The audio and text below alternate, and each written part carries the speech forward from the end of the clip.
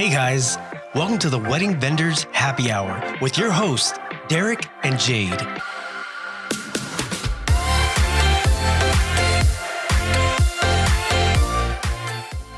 What's up, guys? Thanks for tuning in and welcome to episode number 12 of the Wedding Vendors Happy Hour. Again, my name is Derek with DP Films Productions. My name is Jade with Justice Promised Events. Today we are very excited to chat with Jeffrey San Juan, a super cool photographer here along the Central Coast. That's right. In this episode, we talk about his business, photography, and what it takes to manage a 9-to-5 working in the wedding industry. So grab a drink, take a seat, and let's get to it.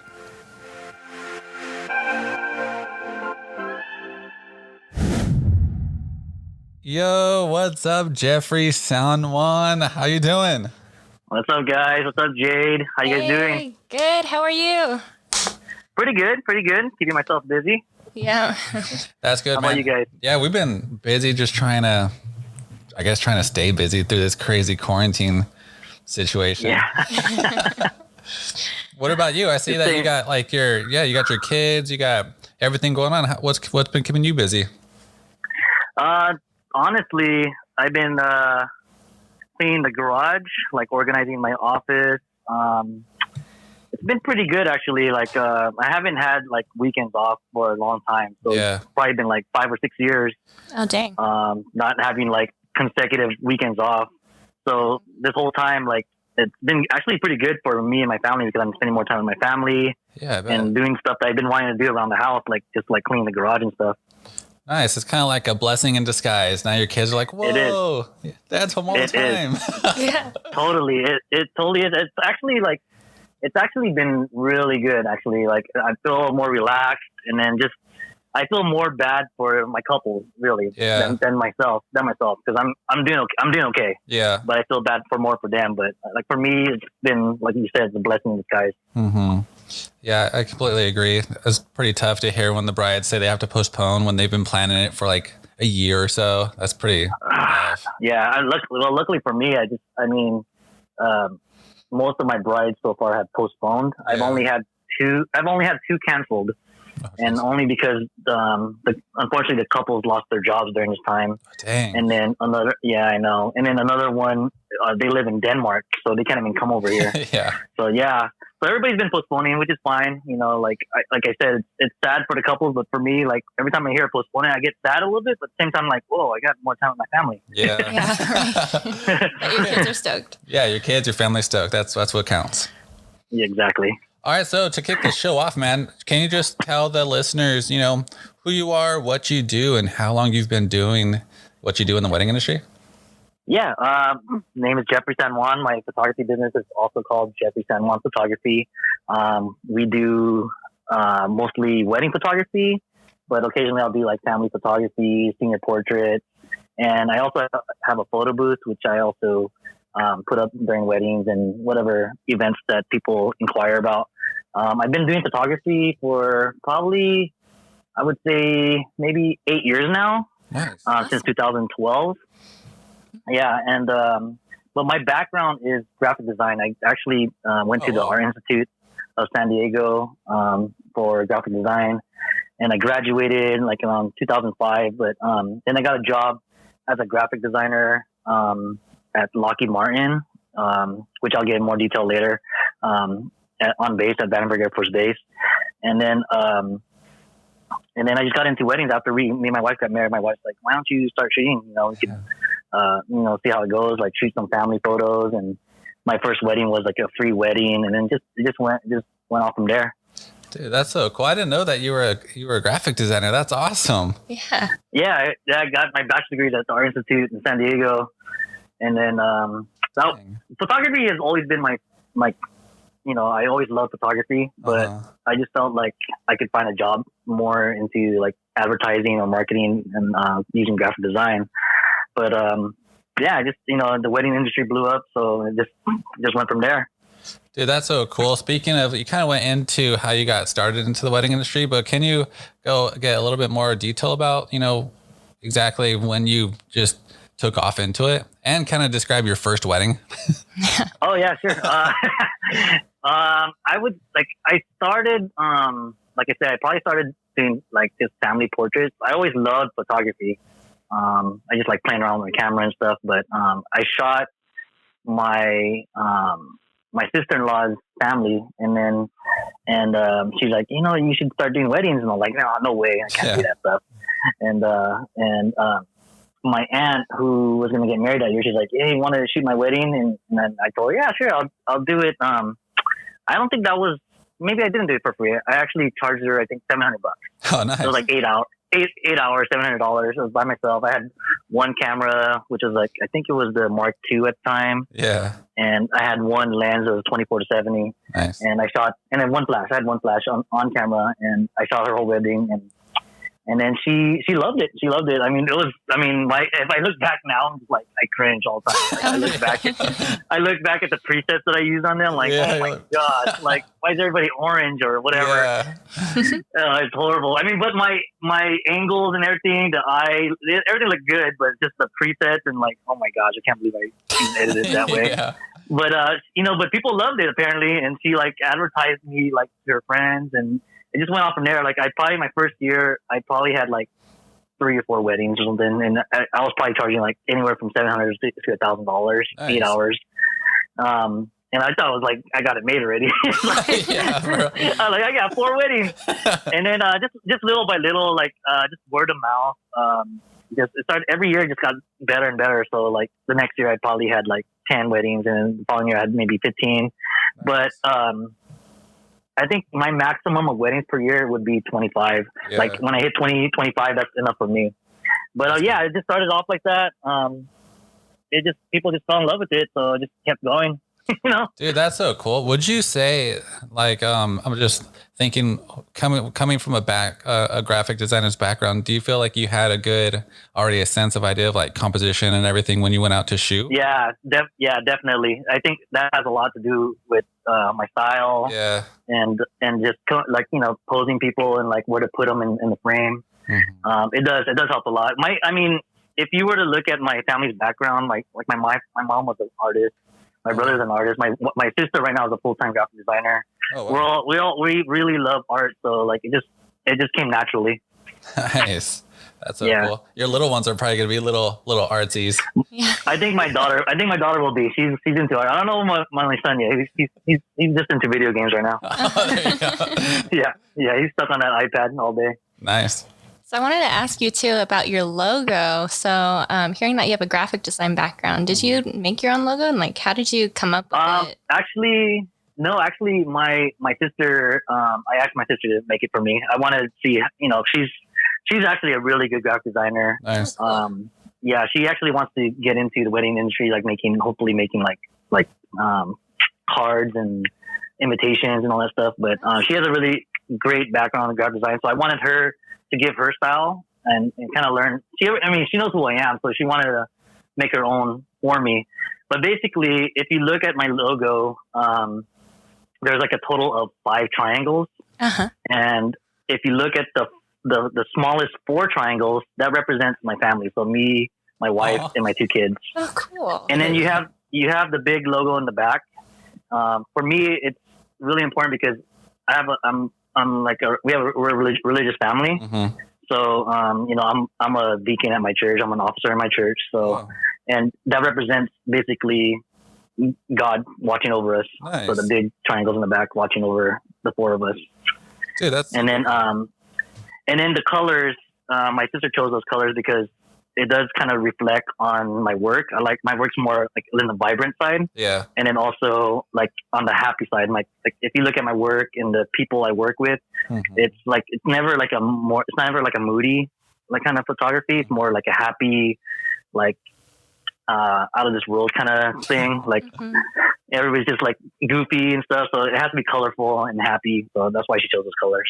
Dude, that's so cool. That really reflects you and your style. Cause like when I saw that, I was like, well, that's pretty like abstract style, like the triangles and the colors. And I kind of was thinking about your editing style, and I was like, it all fits. But now that you mentioned the whole family and stuff, definitely. Yeah. That's cool to hear. Yeah. The family, God, and then just,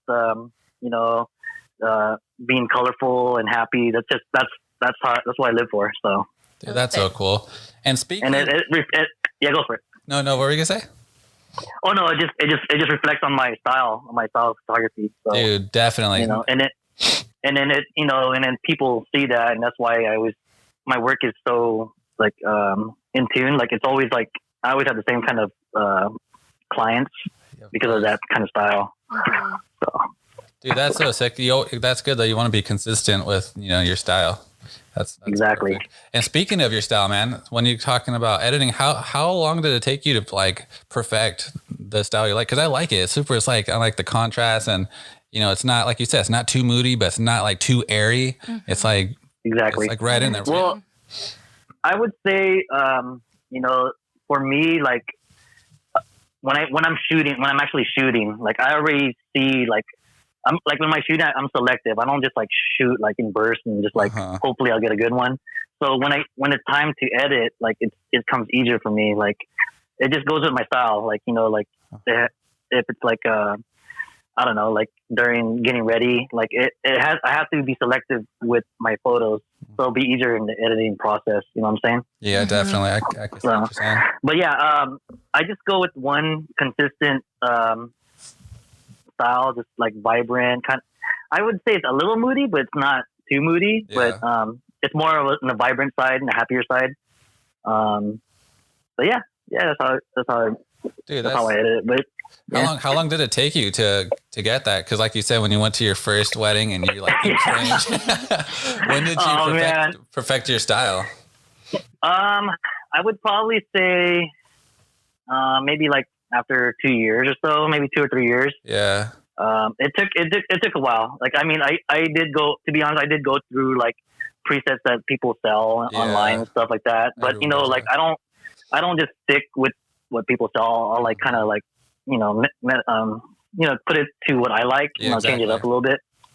But, it took a while, but, I'm not going to change it now. It's like this, I'm going to stick with it. It's working. I'm not gonna change it. After probably the third time of changing it, this is it. Yeah, for real, dude. Like definitely not gonna go back to my first wedding style. no way. Oh man, you should see it. Oh gosh, that'll be funny. So I wanted to know. I think it's super cool. All of those cool, fun drone photos that you do. Yeah. Like, have you always done that? Can you tell us a little? No, when I first bought my drone, I think it was before I went to the Philippines, like maybe like 5 years ago, and I just bought it so I could capture like the Philippines, like the cool islands and all the greenery and the lush that they have there. But I never thought I would ever even use it for wedding photography. It was just for my travel, like just for fun. And I browse a lot through like my favorite photographers that I follow, and I started seeing like all these like cool drone shots using the drone, and I was like, oh man, I could do this. I could start, like incorporating some cool and fun shots and into my work. Cause like I know some people, they try to do it, but their style, like, they're like a moody style, but then they try to use a drone and it doesn't work because their style doesn't go with that. But since I'm like more fun and like, and my clients are like willing to lay down on the ground and they don't care if they get dirty. It just works. But at the same time, I tell them ahead of time, like I got this idea, if you guys are willing to do this and this, like it's a cool drone shot. We should do it. And I'll be down to do it. I don't just do it like on the spot, like because I want to give them a forewarning, like your dress might get dirty, like that. So like I don't know if you guys ever seen the one on the tennis court and then like stacked in a pyramid. That was a good one, dude.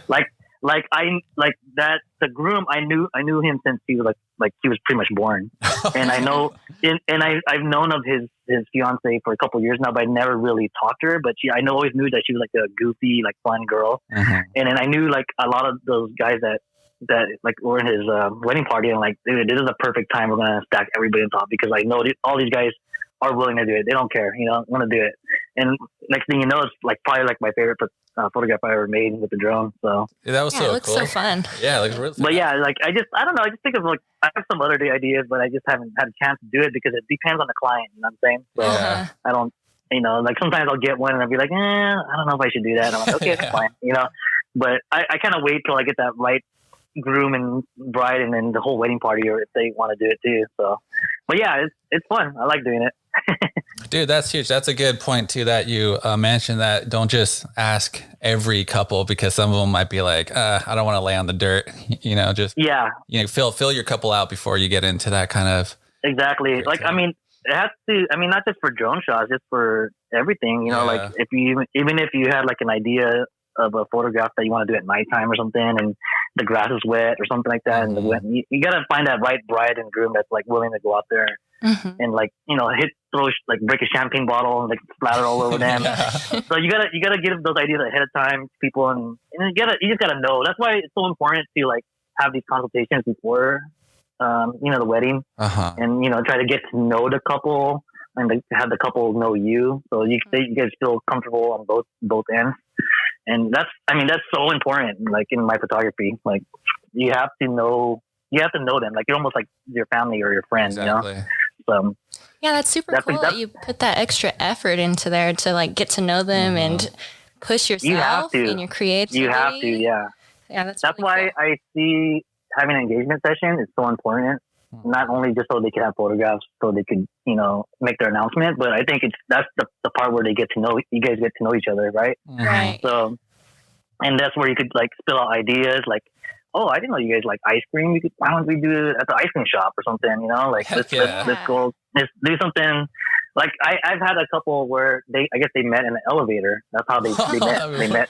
So then engagement session, we're like, let's go and find an elevator. So we did an elevator, and we did like a whole pretend engagement session. Like they were just like looking at each other, and like they got closer and closer, and yeah. So it was pretty cool. You have to get to know them to get all these cool ideas out. Yeah. Dude, yeah, I really like that. That's a huge tip, is to actually get to know the couple and make their engagement session a little bit more personal. That's huge. Exactly. Instead of like doing the everyday the beach shot or the woods. Exactly. I saw your engagement shoot at like the beer place or like the whole beer thing. That was a recent one. They said they're into beer, and I was just like, okay. So I went on Facebook and I asked everybody where's a brewery that I could shoot at, and they just felt so comfortable there too. So like I could just tell them to do anything they want, and they were just like all up for it. And it just exactly. I just don't like doing it at the beach, the same place over and over. So I like to hear the ideas firsthand, so I can get a good plan of it. Like another couple, they met at Bill's Takeout. So I don't know if you guys have heard of Bill's Takeout in Santa Maria. Yeah. But yeah, so we did their engagement session there. So, and yeah, it was fun. They ordered some burgers and like fed each other burgers and like shakes and stuff. So dude, that's cool. And another thing that's cool about that is I think it would make it easier on the photographer on your side, because they feel, like you said, they feel comfortable and they're willing just to be themselves. That's huge. Exactly. So more loose on the wedding day too. Yeah. Yeah. It's usually the first thing. When I talk to the couple for the first time, I'll ask them, how do you know each other? Yeah.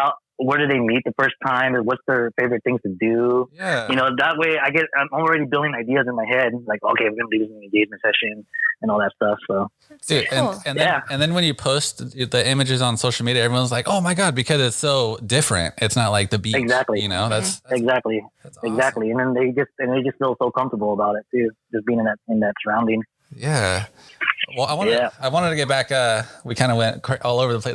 That's huge. But I wanted to get back into the drone thing. So like, because the drone is super cool, and you always, the way you pose them, and it's like, it just seems perfect. Like, how do you plan that before you, like, do you already have an idea, and then you're just like, hey guys, let's do this, and then you set them up and whatnot?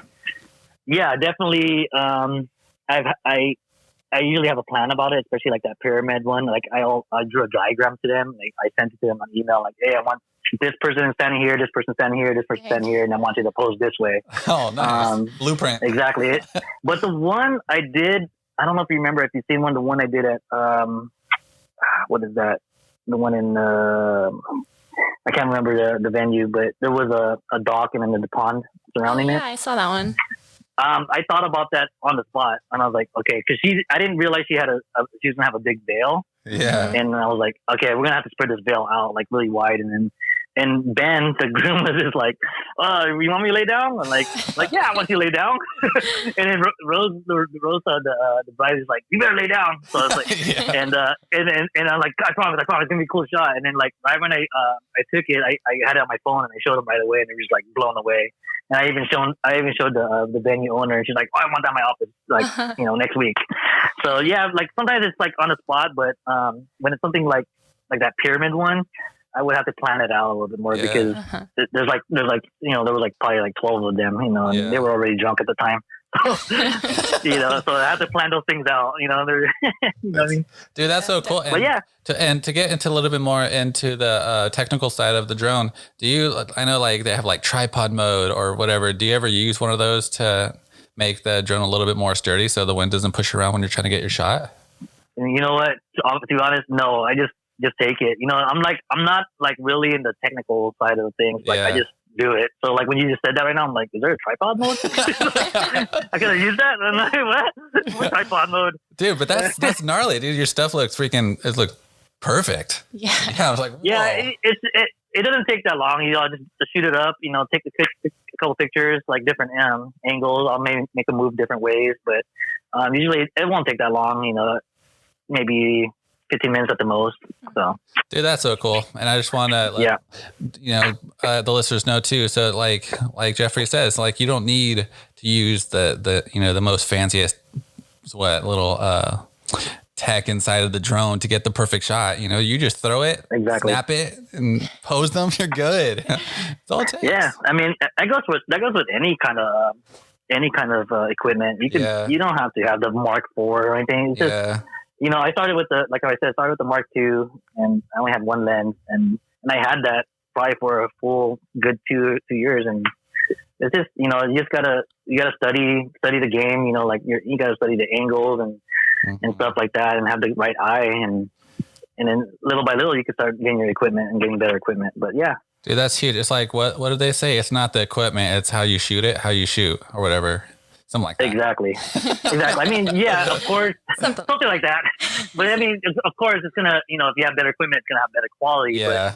But, it's like, to be honest, like the only people that really see that is the photographers. You're not gonna have a client be like, oh my gosh, that thing's like 10 more pixels better than that bright picture. They're not gonna see that. It's all about like being artistic and having different angles and just being natural in your photographs and stuff like that. Exactly, man. So when did you start incorporating the drone into your when did you be like, I want to start doing drone in my photography? Probably just I would say last year was probably the first time I started deciding to incorporate it into wedding photography and stuff. Like I said, I mean, I wasn't the first one to do it, so I've seen like stuff online of people doing it, and I was like, you know what, I have a drone. When I put it to use instead of having it just left on my shelf. Dude, for sure. But like, but in our area, you are like, from what I've seen, like the one that's like, doing it. To be honest, I don't see that many people. That's what I'm saying. I don't. Like, I mean, it's not like I'm doing it because I'm going to be the only one doing it, but I just figured I'd try it, why not? It came out pretty cool. Dude, yeah, I saw. I'd like to use it more probably this year. Yeah, it was even. I think it was even published. One of them. It was published on this. It's called Looks Like Film. Yeah. It got popular on Facebook, and then they published it. Yeah, it was like they said it was top 10 photos. So I was like, oh, okay. Yeah, I was like, dang, Jeffrey making headlines. Yeah, it was. I mean, it was. What was cool about it is like when you think it in your head, and it's like, and then you actually take it, and you're like, this is exactly what I wanted, and it happened. It was like, this is exactly what I wanted. I mean, when you look back at it, I'm like, oh, I should have switched this guy and this guy, but at the same time, I'm just like, oh, it came out perfect. Like, like it just came out just right. That's so cool. So now let's get into Flash, because I know with your stuff, dude, I've seen that you've transitioned a lot into like a lot more creative when it comes to your Flash work. How did you get into that? It's not really like how I got into it. It's just the lack of it. Like if you look at the Central Coast, there's not that many people that uses Flash. They actually try to avoid it. Like I'm not gonna say any names, but there's photographers that are willing to like just hire clients that don't have a indoor venue because they want to avoid using flash. You want that natural it's kind of sad.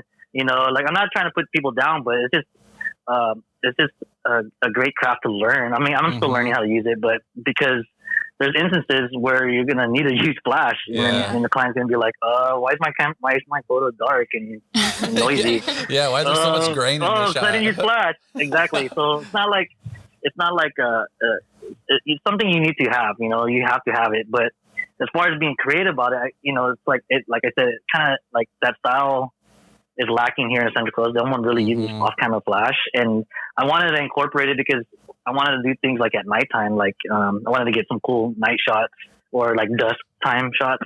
Yeah. And I discovered like this called Magmon. I think you have too, Derek, right? Magmon. Yeah. But I discovered that on Facebook, and I was like, I'll get them. And I give it a try, and like it's so easy to use. It's just as long as if you have the idea what you want to use it for, and you set it up, it's so easy to use. Mm-hmm. And I even use it now for like my portraits, for like senior portraits and stuff like that, and get creative with it. But I love it. I always make sure to have one cool creative shot at every wedding, and once I have that, I feel complete. Like I gotta have at least one cool creative shot with off-camera flash. That's cool. So is that something that you talk to the couple about ahead of time and kind of figure out what you want to do? Or do you just sometimes I do. Sometimes like especially if it's like a venue I've never shot at yet before. And I'll tell them like I want to do this at nighttime, so like in the timeline, make sure we have this time. Mm-hmm. Like it's usually a time where the bride's already like drunk and stuff. That's all. Their makeup's gone, their hair's gone, so we try to do it like before that happens. But it's still at the same time it's kind of dark already, but not too dark. But yeah, I usually tell them ahead of time what we're trying to do. But it usually works out, and I usually have an assistant with me when I do that kind of stuff. Because like I gotta set different flashes in different areas, and sometimes they have to hold it right on their face and stuff, and I can't do that by myself at the moment. So, dude, that's super cool. And I just wanted to say, like you mentioned, flash is pretty intimidating. Flash can be pretty scary, and I could see a lot of people could get away with it not using it here because a lot of our venues are outdoors, but. But the flash is pretty scary, so that's really cool that you brought that into yours to work. Yeah, it is. It's still intimidating for me, But I think avoiding it is worse, though. You have to learn how to use it, even in your house, like on your kids, like turn off the lights and practice in your house, and that's what I do with my kids. I just practice at home, and I'll set up like ambient light here and there, like so I could balance the light right. Nice. But it's important. It's very important. Like, you don't want your clients to come back and say like, oh man, I wish this was the best photo I had of my mom and it's grainy or something, Yeah. So. Yeah, I agree. And I remember I mentioned to you about, because the mag box or like a flash used in churches, because they're pretty dark, and sometimes I feel like you need a flash, and that's cool. You suggested using like a mag bounce, which I didn't think about. Yeah, I use that when I do like family portraits inside the church, and it works fine. One flash, it works fine. And I also like to use it like on a dance floor. I like to set up flashes like on each corner, so you get that cool lens flare in the background and stuff like that.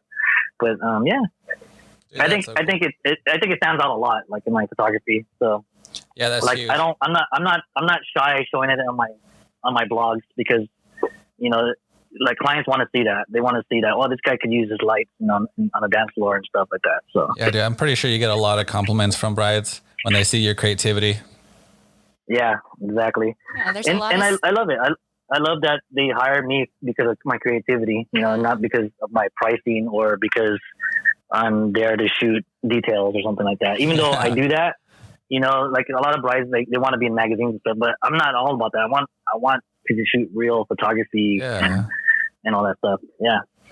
Dude, yeah. Speaking of that, what would you categorize your style, your photography style? Oh, you said like, it's like, like what would your style be? I would say, like photojournalistic style. Yeah. But more on the vibrant, happier side. Cool. So like, I like to tell a story. Like if you look at my blogs, it's always like a story. Like I'm like, if you look at like it's from getting ready all the way to the end to like dancing to the grand exit. But so it's more, I would say it's photojournalist style. Like it's more like natural. I would say like I would pose people at times, but it's mostly like more natural. Like I said, photojournalistic style. So just more storytelling, I guess. I don't know what the perfect word would be for that. No, I guess, yeah. I see it. Photojournalist style. Dude, freaking awesome. So now let's get into what's happening to the world now. Yeah, do you Gosh. So do It you sucks. think, with everything going on, once we get back to weddings, is like all of this going to change the way that you shoot weddings at all?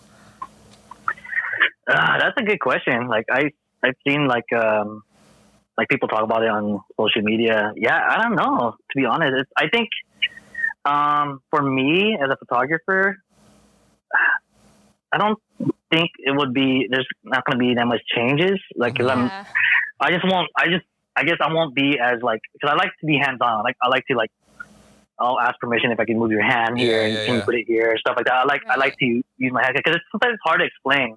I'm not a good explainer. Like, you know, I'm not like, can you like lean your head on his shoulder and like, and then look at me? But like, I'll do stuff like that, but I guess that's the only difference really, I guess. Yeah. I'll be kind of awkward getting close to people, I guess.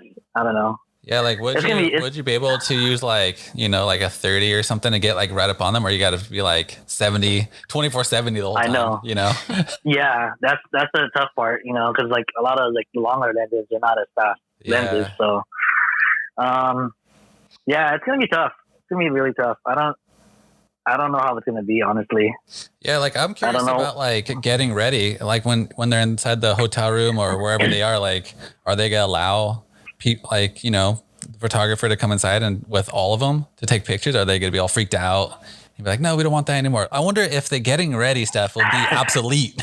No, well, I mean, besides like the detail stuff, like you could still take all that, but to like when she's getting her makeup on or something. It's gonna be tough. Like, I mean, I think it's gonna be tougher for the makeup artist, than the photographer. But exactly. I mean, bride's not gonna have a wedding without makeup. Yeah. But then I guess they could have their own They could put their own makeup. But honestly, I think most of the clients they're gonna be like, no, you're gonna come in here and take pictures. Yeah, you know, Mm-hmm. They're not gonna be like, stay away, make sure 6 feet away at all times. I think most of the time, especially my clients are usually like the laid back couple. As long as everybody's safe and, you know, everybody makes sure they're, you know, like all their brides and groomsmen and everybody, the whole family's like, no one's sick, you know, like everybody has to be, you know, they have to be honest with themselves. Yeah. Even the photographer and the vendors have to be honest. Like if you're sick, you're gonna have to tell them that you're sick. So. Dude, will you be wearing a mask? Dude, we tried wearing a mask and I almost fainted. Yeah, you know what? I was thinking that. I was thinking right now. I was like, shit, am I gonna be wearing a mask when shooting? Like, if the bride wants me to wear a mask, I'm gonna wear a mask. Yeah. You know? If they want me to wear a mask, I'm gonna do it. You know, whatever it takes. Because for me, it doesn't really bother me. Yeah. For me, but I don't mind wearing one. I'm not the one getting my pictures taken. So, right. but yeah, I mean, I could see us getting tired and like not be able to breathe in it. But I guess like when you're away from people, you can just take it off. And stuff. Just take it. But I, you know, if they want me to wear a mask, I'll wear a mask. True. So that's it's gonna be it's hard. It's hard right now, man. Mm-hmm. It's really hard to protect. There's gonna be a lot of adapting for everybody involved. But there's gonna be a lot of what? Adapting on everybody's end. Yeah, it's gonna be tough. Like it's I feel really bad for all my vendor friends. Like just especially like them. This is their only job, their full time job. Mm-hmm. It's tough. Like for me, it's a little easier. Just because, you know, I don't know if we talked about it yet, but I have a full-time job too. Nice. So yeah, what do you do for your second job? Well, when I first got hired, I worked for, I can't really say, I guess. Let's just say I work at let's just say I work on let's just say I work at Vandenberg Air Force Base. Okay. I work for a company, and I got hired in as a graphic artist there, a graphic artist photographer. My first. Let's see, I would say my first 5 years, and then they got rid of that department. So they put me in a different department, which I really can't say. Mm-hmm. But I've been working there for a total of 15 years now for that company. Dude, that's super hardcore. Secret Agent Swan over here. No, it's not a secret agent. It's just some information. Yeah, we'll just okay. Yeah, and we'll get back. We're gonna get more information about how to manage a 9 to 5. But first, we're just gonna take a quick break. Welcome back, guys. We're still here with Jeffrey San Juan Photography. Yeah. So, Jeffrey, tell us a little bit more about how it is. Is it challenging working a second job during the normal wedding season? Mm-hmm. It is. Now it's kind of a little bit easier. I just got used to it, but it has to do a lot with having a really patient wife. I bet that helps. My wife is really patient, and my kids are patient as well. But I have it down where like I have time for work, my full-time job. I have time for my kids, for church, and then also have time to edit and do my work at home. Dang. That just sounds like so much. Yeah, where do you find the time? It is a lot. Like, I mean, I grew up like just my dad working hard, working 2 jobs, just to see the struggle, and but it's all for good in the end. At the end, at the end, and then for the future, like we're doing this all for the future. Right. But it's a lot of work. It's a lot of work. Like I said earlier, like it's nice right now because like I'm having weekends off with my family and kids, so get a little break. But yeah, it's I have it. It used to be hard because I didn't have when I would edit photos, it would take forever for me to edit photos, and it would almost take me like every day I would be working on editing. Like, but now that I know how to use Lightroom like was so huge. Before I used to do every editing in like Photoshop, and it was like I didn't know about any of these programs before, and like all these presets and stuff like that. So I would have to edit like almost each and every photo on Photoshop and save it a weird process. But now it's like I have it down now where, like I said, like even from shooting a wedding, like I'm more decisive with my shots. Like I don't shoot a lot, so like when I do have to cull them later, I don't have to cull like thousands of photos. So like, and I actually sometimes like I'll rate them during weddings. Like if I have breaks, I'm just rating them super ready. Smart. So like when I bring them in, I already know which photos I want. So and then when I bring them in, it's already applying the presets on there. So like I could edit a whole wedding in probably a day. So dude, compared to what I used to, that's freaking awesome. So compared to what I used to, it used to take weeks, and it was just hard. And then at the time I didn't have kids, but I was losing time with my wife and just like normal life. So, but now I just have it down where like I have certain days I'll be editing, and then there's I just know for a fact that I should have more time with like my family instead of editing all the time. So, but yeah, I just got this routine down, so it's not that hard. I mean, I don't shoot like 50 weddings like some of my friends do. Some guy that looks like me, but so like 25 weddings is good enough for me. Like, to be honest, that's like a lot already. Like even 20 might be good, but 25 is a lot already for me. So I try to top it off at 25, but yeah, like I said, I have it down already. So it's not that hard, but at the end of the day, I wish I would just have one job, but like I said, this is all for the future. So our future plans. Do you ever feel like, right now with the kids and your wife and church and your job, do you ever feel burnt out? Yeah. I mean, I do a lot. Like I always tell my wife, like, oh, I wish I could just do this full time. But at the same time, like, oh, I like my job. But, if I did photography full time, then that would mean like I would have no weekends, with my family. So that's huge. I do.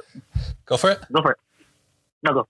Yeah, that's huge. Because I remember you mentioned on I think it was Rad's, the Facebook group, you mentioned a super deep question, dude. You said something like, where do you guys see you guys, in like 5-10 years from now? Like, do you guys still see yourself doing that? And, you having like a solid job behind the weddings is pretty like a good, nice security blanket. And it made me think too, like, am I going to do this when I'm like a grandpa?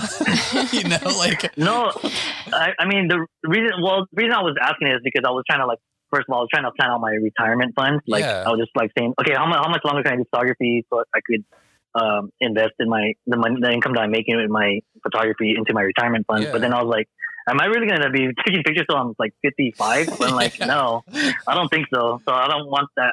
I really want, to be honest, like my future plans is I want to retire like by 55 the latest, honestly. But if I could go longer with my full-time job, then yes. But with photography, I don't think I could go that long. You know, I'm already feeling it. Like at the end of the day, like my legs are tired, and and then you have to like, and then editing and all that stuff. I love it, but the you know, like the being traveling and then like taking my whole weekend off because I'm photographing a wedding and then editing. So it is kind of tough. So like, I do feel a little burned out, but I'm just used to it now. You know? I'm trying to stay young as I can. It's cool that you found that balance between wedding photography and, you know, family life and your second job. Any tips for other people that might be that one go through that? Yeah. Well, I would say, you know, if you could do it. Like for me, luckily for me, my full-time job is like not laborish at all. Like I sit on a desk and I just sit there all day for 8 hours. Like, and I mean, I can't. What's sad for me, I can't bring my laptop with me and like edit or anything. I can't do that. I can't bring any equipment in my building. But for people that want it, I do it because, like you said, like for security reasons. Like I mean, especially like right now, like it's a blessing. Like I have a job right now, you know? Yeah. And I have that as a backup, but I think I wouldn't recommend it honestly to people, but you know, like if you were to work full time and you're doing photography and you got it going and you feel like this photography business is going good, you know, then you can decide. I mean, it all depends like what you have in front of you. Like do you have a family? Are you single? You know, if you're single, go for that photography. Go after your dreams. You know, just do what you really want to do. Don't settle for a job that you don't like to do. You know, go for what you want to do. If you want to be a photographer, then do it. Go do it full time. You know, there's always ways. Like even during this time, that like during the COVID-19, like there's always ways to figure it out afterwards. Right. So. Dude, that's huge. And I saw, speaking of ways, I saw you're hustling too. I see you've been doing like clothing, you pushing out there with the masks. Well, a lot of that stuff I'm doing are like just passive income stuff. You know, I mean, like the gift cards, like all you do is put it out there. Say, does anyone want a gift card? And like I got a lot of people because every year there's always families that want holiday portraits. Yeah. So they're just what they're doing is just paying early, you know, and it helps a lot, you know, from the lost income that I'm losing right now. Yeah. And then just the shirts the same thing. Like I found a website called Bonfire. All you do is really upload what the artwork you want and then just put it out there and hopefully people will buy, which people are doing. Dude, that's you know, that's brilliant. The hardest part is just posting it on social media like every other day or something to remind people about it. But it's all like, especially with the clothing brand, like I don't have to do inventory. They buy it on the website. It gets sent to them.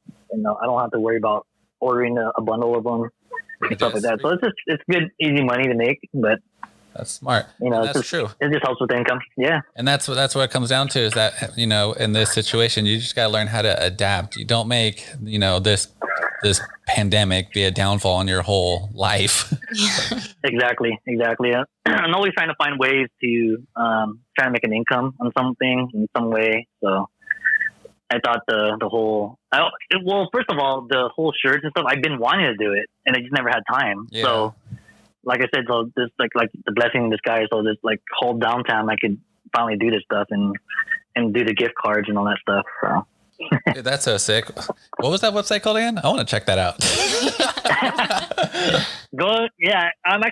I haven't posted it on my actual website, but if you actually go to my Instagram for my photography business, it has the link to the store. Oh, okay. So dope. Yeah, that's freaking rad. Dude, I wanted to say here's a pretty big question. So sure. You mentioned like, you know, I'm sure a lot of us don't want to do photo or video when we're like 60 years old, walking around with the cane and all. Would you ever bring like hire people on into your business and then have them go out and, and take photos and keep your company alive? Yeah, that's a good, yeah. You know what? I thought of that, a lot of times. But I'm just so anal with my stuff, on my work. There's I have a certain style, my attitude, towards my clients, it brings the best out of them, when I'm there. So I would have to really train a person, to continue that style and just being that kind of having that personality also. I think, I probably would, but, maybe in the long run, most likely not. I just most likely I'll just have an assistant with me during this time, while I'm doing photography. But I think once I hit a certain age, I think that'll be it. I probably wouldn't pass unless my kids, my daughter, she's really artistic. She likes to take photos with her camera. So if she really wanted to get into it, then I would definitely train her. So I don't know. Now maybe I'm not sure about my son yet, but I know for a fact my daughter, she's more on the artsy side, and I could see her. I could see her doing it. Maybe her, someone maybe more like my family that I would do, but it would have to be a lot of training, to be honest. If I want to continue to put my name out there, and because I'm just I'm so critical of my style and stuff. Yeah. So. You gotta hold it up. No, I definitely agree. It is, our businesses are our babies, and whoever goes out there is representing, our style and puts our names on the line. Yeah, so, I agree. Yeah, and just the personality too. You just have to have the right personality, because there'll be people I'll be I hired Jeff because his personality. He's a cool guy. I looked at his personality before even his photography. Yeah. So if I were to train someone and this guy, he has such good photographs, but he's just a jerk. I don't want that under he was a jerk at the wedding. He wasn't being a people person. So I have to train the whole perspective of everything. So yeah, that's huge. I definitely. But yeah. So Jeffrey, we want to ask, what is the most memorable wedding that you've worked so far? I'm sure there's a lot, but can you share one with us? The most memorable wedding. I think it would be the most recent one, which was my last one of this year, was in February. It was my first, I would say it's my first destination wedding, and it was in Costa Rica. Nice. So yeah, for me, because it was so memorable, because it was just almost like a vacation for me, honestly. Seriously. The couple that hired me, I shot the bride's brother's wedding a couple of years ago in San Francisco at the courthouse. Nice. And there she found out about my photographs and just my personality. And she was like, "Hey, do you want to shoot our wedding in Costa Rica? We just loved you at my brother's wedding. I think you'll love it to go to Costa Rica." I'm like, heck yeah, I'll go to Costa Rica. So cool. And she was just like, "Well, tell me what I gotta do." So basically just she paid for all my travel, my airline. She covered my accommodation. Dang. And then of course on top of that my photography. So, but what made it memorable is that I got to stay at the same VRBO as the whole family did. It was it was a huge property with a swimming pool and a yoga area and it was right on the beach with there was probably I would say 10 to 12 cottages, where she gave me my own private cottage. So every day I was there for 4 days. So and I was able to capture breakfast time and just hang out at the pool, the guys surfing, and then I went out there to surf too. And it was just fun. She hired me to come there a day before the rehearsal so I could capture their rehearsal dinner, just do some video, which I don't normally do. I don't do video, but she's like, "Can you capture video?" I'm like, "Sure, I'll do it."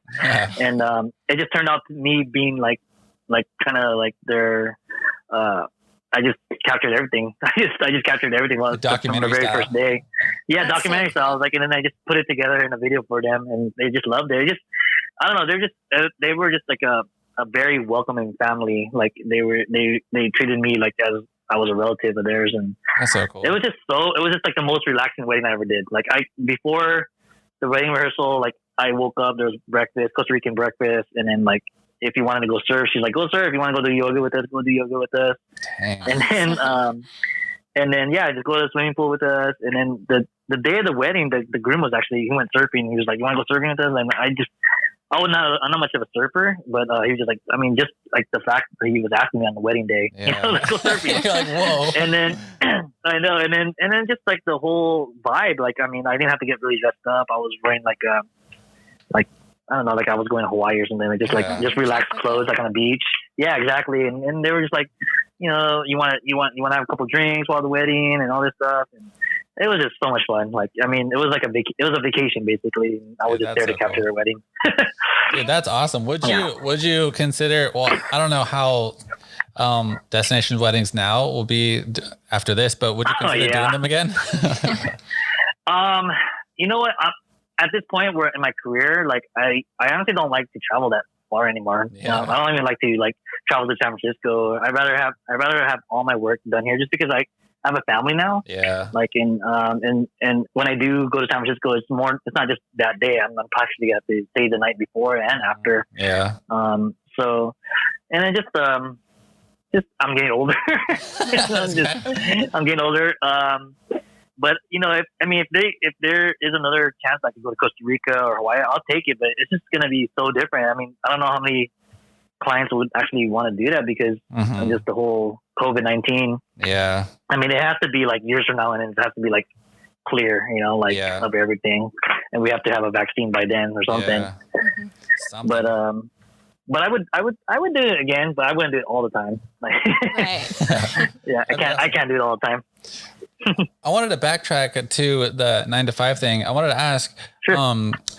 when you got into wedding photography and you saw that your business was kicking off and you had your 9-to-5 at the time, did you ever consider just doing weddings full time and not having that 9-to-5 job? At the time, probably not, just because just a lot of more personal stuff, like financial stuff. But I think I wasn't at that point yet where I felt like I was comfortable of that being my full-time job, just because I wasn't getting enough business. But I think when I started doing more at the same time, I was feeling like, I could do both of them at the same time, which is fine. But I mean, even now, I still think about it. Like, should I still do photography full time or do my other job full time? But this whole COVID-19 thing, it brought to my attention that maybe I should keep both of them. Yeah. But it's like it's such a blessing to have. But there's a lot of times where I thought about it, like I could go full time. Yeah. But at the same time, it's just because my job, my full time job is just I have so much good benefits there. I mean, just like health insurance. I have tons of different types of insurances that they cover, and then just like I have my 401k, and I also have, when I was like one of the last hirees to I'm gonna get a pension. Like when I retire, I'll have a pension on top of my 401k and all that stuff. So the longer I stay at that job, like the more of a pension I'll have. So like it's just a lot of things, like a lot of the benefits. That's what's keeping me, So. Yeah, we can't get that being entrepreneurs. You gotta get it all separately. Yeah. Exactly. Yeah. But there's times where I wish I went full time, but now that I think about it, like, will I be doing it really till I'm 50? Or it's hard. It's a tough decision. Well, it sounds like you found what works best for you. So I say keep it up as long as you can. Yeah. Definitely. Well, hopefully in these couple of years, we'll see where my financial time will go. It depends. We'll see which one I'll quit first. Right. We'll see. I mean, I'll always want to do photography or videography or something like that, some artistic way. Like, I don't know, even just like blogging and do stuff on YouTube. But at one point, I won't be able to do photography that long. Like, I can't be running around like that. And editing for like. That's years from now. Yeah, exactly. That's when you're like a grandpa. Dude, I'm 40. I'm 40, man. Dude, you're still young. I'm talking like 60. 65. 65. No, man. I'm gonna be traveling by then. Yeah, for real. Yeah, I saw, and I noticed you've been doing some, like you mentioned, YouTube, but food channels. Those are pretty sick, dude. You should be keeping doing more of this. Yeah. You know what? Like now that I have more downtime, my goal every Saturday is to put up at least one video. My wife is getting on me about that because I have so much backlog of Korea and Singapore and Japan. And dang. All these places. Costa Rica. I even did some vlogging in Costa Rica while I was there. And I haven't uploaded yet because I just haven't, had time to incorporate that with church, family, photography and stuff. Yeah. So now that I have time, a little downtime in the weekends, I think I'm gonna start doing it. But it's fun. I like doing it because it's not stressful. It's not like I'm getting paid for it or anything. But it's just it's fun for people to find out about places that they've never been to or even or never eaten before. So definitely. Yeah. Yeah. So that's awesome. We'll definitely put a link. We'll put that link on there so people go check out your food channels. That'd be sick. Yeah. I'll give you all the links and all that stuff after. Dude, speaking of links, where could people find you at with social media, your photography, you name it? Yeah. I mean, it's really basic. My website is my name, jeffreysanjuan.com. And then if you go on my website, it'll have all the links to Instagram and Facebook, but Instagram is basically Jeffrey San Juan Photography, and you can find me there. I'm usually just on Instagram and Facebook, never on Twitter and all that stuff. But and you can also find my YouTube link, I think, on my website. Dope, dude. Jeffrey, man, thanks again for being a part of our show. This has been friggin' fun. So much fun. Super fun. Got a lot of Thank good you tips. for having me. Yeah, dude, of course. And we'll put your links down for everyone to find you. Till then. All right, man. We'll catch you next time. Thank you, guys. Thank you. Man, what a great episode. Jeffrey is super cool, and it's always great working with them at weddings. Also, I just wanted to point out that I like that he mentioned that he really likes to get to know his couples before the engagement shoot, which makes that experience more personal and very laid back. Yeah, it's super cool. Also, I really like how he has the courage to speak up whenever he has a creative shot in mind and just ask the couple like, hey, this would be super cool. Do you want to try it? Rather than, just playing it safe and doing the typical wedding day photography stuff. Yeah, it's all about pushing your creativity. As always, guys, thanks again for tuning in to the Wedding Vendors Happy Hour. Till then, we'll catch you on episode number 13.